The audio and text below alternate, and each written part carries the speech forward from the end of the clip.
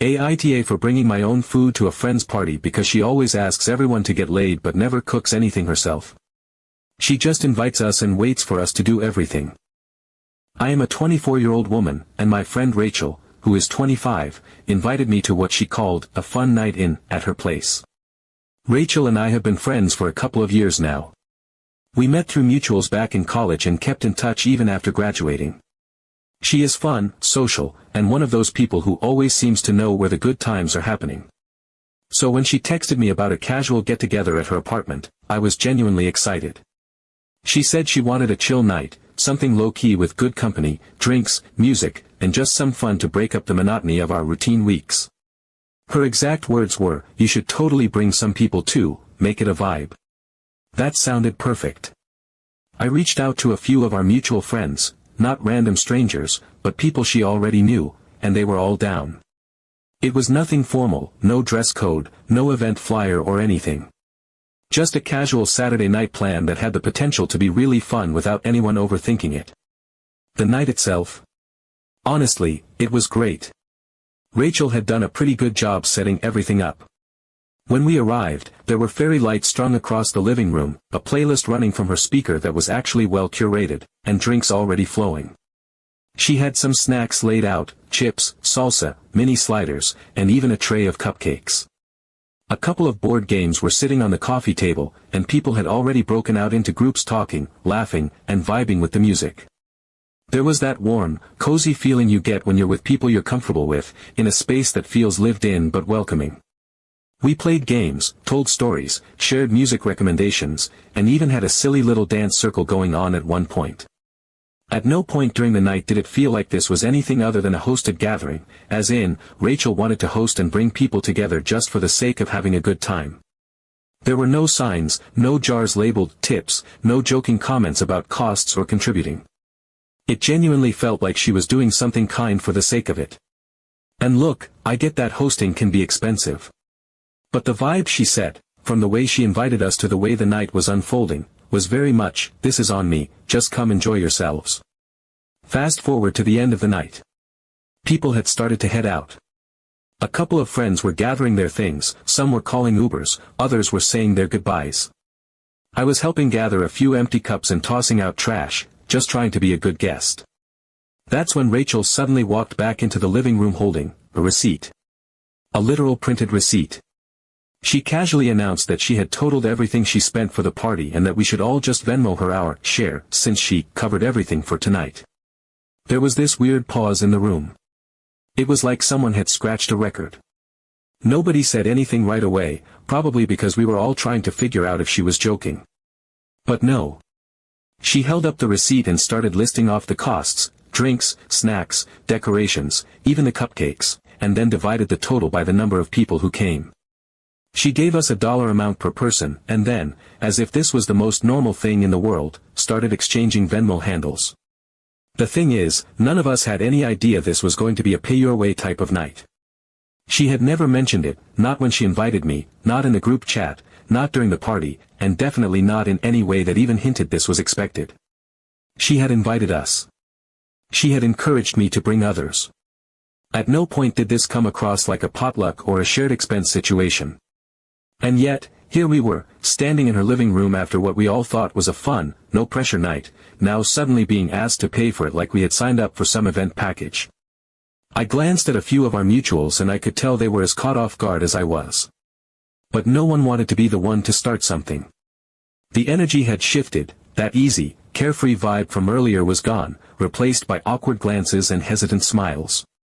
One by one, people pulled out their phones and just paid her. Including me. Because what else could we really do at that point?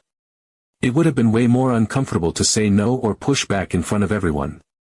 But here's the thing. As I was walking home that night, the more I thought about it, the more upset I became.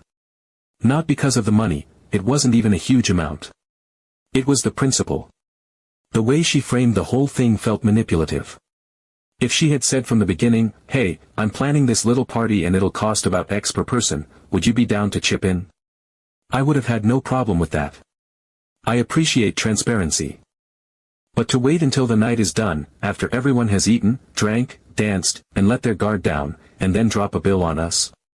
That just felt wrong. It felt like a bait-and-switch. I ended up texting a couple of friends about it the next day to see if I was just overthinking it. Turns out, they felt the same way. None of us were thrilled, but again, no one wanted to be the one to bring it up. It's just awkward. And while Rachel is not some evil mastermind or anything, I genuinely think she might have convinced herself this was totally normal, like she could play hostess and accountant at the same time without giving anyone a heads up. So, yeah. Was I wrong for feeling weird about this? Should I have said something in the moment? Or was this a totally fair move on her part that just caught me off guard? I still do not know how to feel about it entirely. Update 1. So I honestly thought that was going to be the end of it. After the weirdness of Rachel springing a Venmo request on all of us after what we thought was a hosted party, I figured she would either get the hint or at least lay low for a while. I had pulled back a bit socially, not in a dramatic way, but just quietly reevaluating the vibe. I mean, I am all for giving people the benefit of the doubt, but I also do not like feeling manipulated or used, and that whole situation left a bitter taste. But about a week later, Rachel sent out another invite. Same group of friends, same tone, casual, upbeat, wanting to get everyone together again for a chill night. She even acknowledged that last time she might have come off a bit wrong, and that this night would be different. She said she just wanted everyone to relax, eat, and enjoy the company. No strings attached.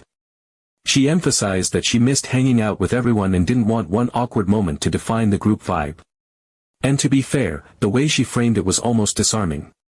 It felt like a second chance. A do-over. Most of us were hesitant, but after chatting in a couple of side texts, the consensus was basically, alright, let's give it another shot. Friendships go through weird moments, and this could just be a case of poor communication. We all agreed to meet up the following Saturday evening. Then, a few hours before we were supposed to arrive, I was literally getting ready to leave, Rachel sent a group text. Not just a quick check-in or a reminder. No, this was a full-blown breakdown. A list. A detailed list of groceries, supplies, and items that each person had to buy and bring. It was organized like a military operation. Name by name, item by item. My name was next to shredded lettuce, sour cream, a 12-pack of Sprite, and aluminum foil. Other people had things like taco shells, ground beef, diced tomatoes, chopped onions, napkins, shredded cheese, cooking oil, guacamole, even paper plates and disposable cups. It was as if she had taken a grocery list for a taco night, split it evenly, and then assigned it out like a group project, one of those group projects where the leader, delegates, and then ghosts. The thing is, by that point, most of us were already in motion. A couple of people were literally leaving work. One friend was already en route from the train station. Another had just finished getting dressed. None of us expected a last-minute demand for supplies, and definitely not with this level of detail. But everyone was trying to be nice, trying not to rock the boat. So instead of backing out, we all scrambled. We split up the list. A few of us had to make quick runs to the store, and some had to swap items between each other because of store availability. I ended up making 2 separate stops because the first store was out of the specific lettuce brand she asked for. Yes, she had preferences. By the time we all arrived at her place, everyone was a little frazzled, but trying to keep things light. We were hoping that once we got inside, things would smooth over and the night would be worth the chaos. But no. As soon as we walked in, it was clear what this night was really going to be. Rachel opened the door, smiling like nothing was off, thanked everyone for being amazing, and said how happy she was to have friends she could rely on. Then she said something that honestly made my jaw clench. She said she was the one orchestrating the whole event, so obviously she wouldn't be doing any of the actual work. She pointed to the kitchen, which was completely empty, not a single pan on the stove, no prep done, not even utensils laid out, and then gestured like a maitre d' in a restaurant and said something about how stations were open and we could get started. We stood there for a beat, still holding our grocery bags, waiting for her to laugh or say she was kidding. But nope. She was completely serious. We slowly started putting things away and unpacking ingredients like we were contestants on a cooking show. The only problem was, this was not a team bonding activity or a planned, cook-together moment. This was Rachel expecting her guests to literally make their own food, from scratch, in her kitchen, while she supervised and occasionally played DJ. And when I say make their own food, I mean fully prep, cook, and serve everything. One of our friends was browning the beef. Another was chopping the onions because someone had brought a whole onion instead of pre-chopped and Rachel had noted that detail aloud. I ended up setting up a little topping station with bowls for lettuce, cheese, tomatoes, and guac. People were opening bags, unwrapping foil, setting up napkins. It was like some weird potluck where the host just watched. Rachel floated around, occasionally saying things like, "This looks amazing," and "You guys are the best," but she did not touch a single pan, didn't help with cleanup, and didn't contribute a single item.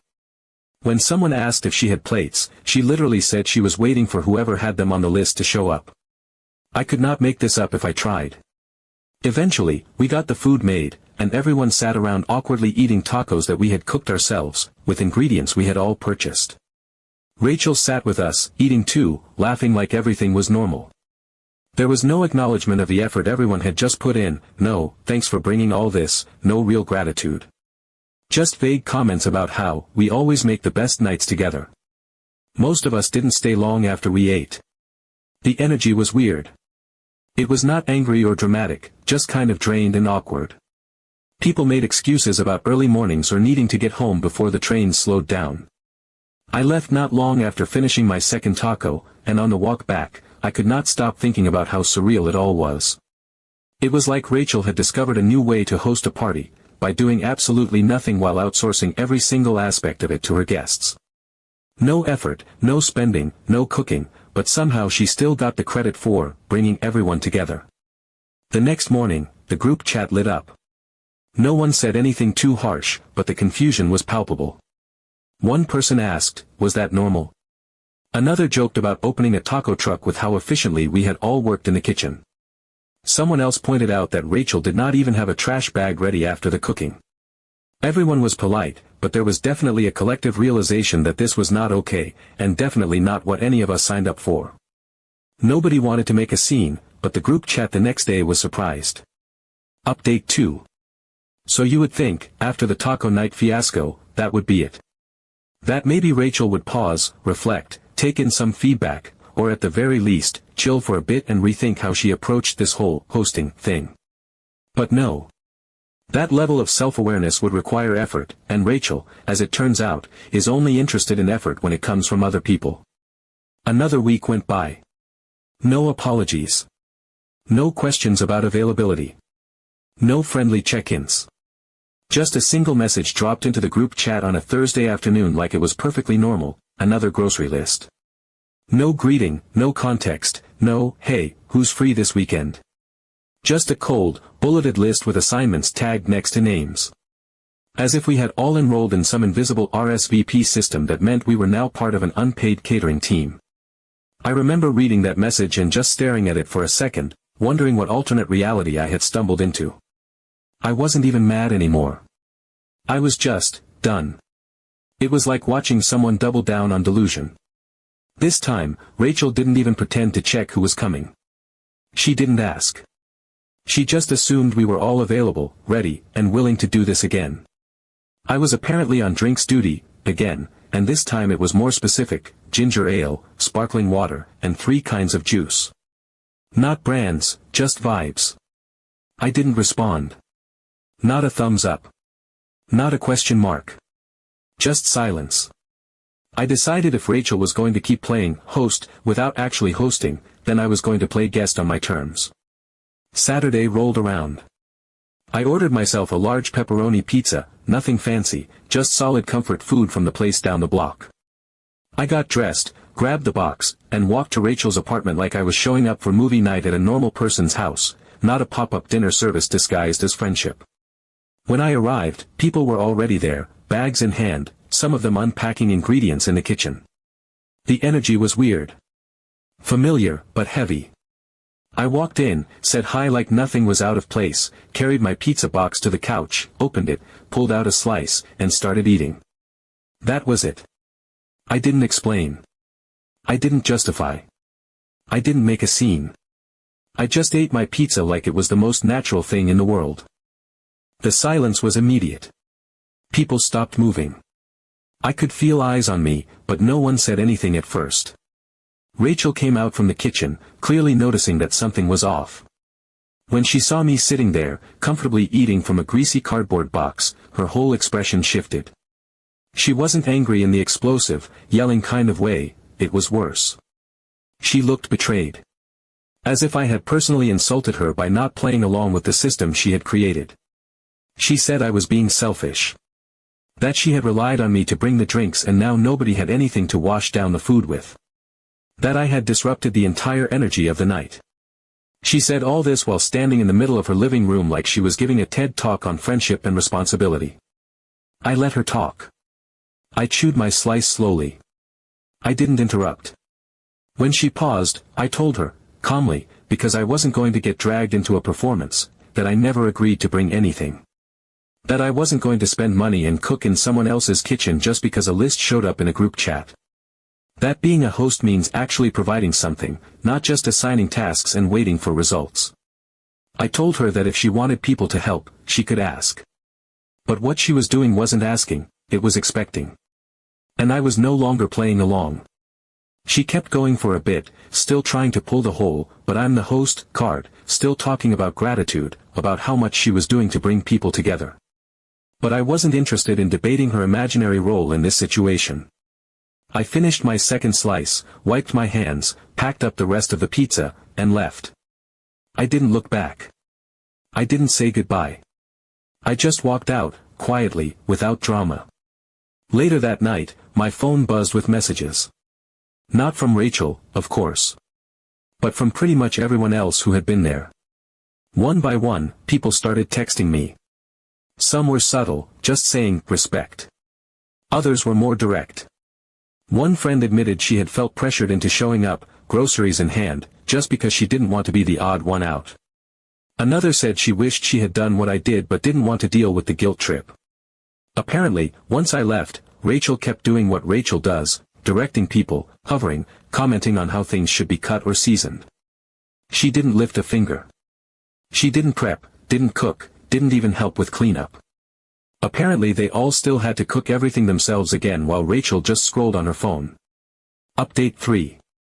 After that last night the pizza protest, as one of our friends ended up calling it, things in the group felt different. There was this subtle but mutual sense of quiet rebellion in the air, like everyone had been waiting for someone to finally draw the line, and once it happened, it unlocked something. The messages I got that evening weren't just little nods of support. They turned into long threads of venting, laughing, disbelief, and eventually, planning. By the next morning, we were all still texting. It was one of those group chats where the notifications just kept coming, the energy shifting from passive-aggressive reflection to straight-up camaraderie. We started joking about how the next step would be to all bring pizzas and do it together, a unified front of greasy, cheesy resistance. At first, it was a funny hypothetical. But then someone said, what if we actually did it? What if we just showed up with our own food, walked in like it was normal, and gave her a taste of what we had been dealing with? The idea gained momentum fast. Everyone was in. No hesitation. No second thoughts. It was like months of accumulated tension had snapped, and the only way to really release it was to flip the script completely. So the plan was set. The next evening, a Sunday, we would all buy our own individual pizzas, show up to Rachel's unannounced, and do absolutely nothing except sit, eat, and enjoy ourselves. No bags of groceries. No side dishes. No drinks or foil or diced onions. Just pizza and presents. And that is exactly what we did. We coordinated times loosely, staggered a few arrivals so it didn't look too organized, but in a span of 10 minutes, every single one of us had arrived at Rachel's apartment, each holding a hot, greasy box of pizza like it was a sacred offering to ourselves. Some were plain cheese, some were pepperoni, one was veggie, another was that overly sauced deep dish that always made a mess. It was glorious. A table of chaotic, unapologetic self-indulgence. Rachel opened the door with the biggest smile, clearly caught off guard by how many people were showing up all at once. For a moment, she looked thrilled, probably thinking we were going above and beyond to rekindle the vibe. She welcomed us in, talking fast, animated, already moving into her usual rhythm of assigning roles. She said things like, "Jessica, can you go get ice, and, Brian, you were going to grab the chips, right? With the kind of breezy entitlement that had become her trademark.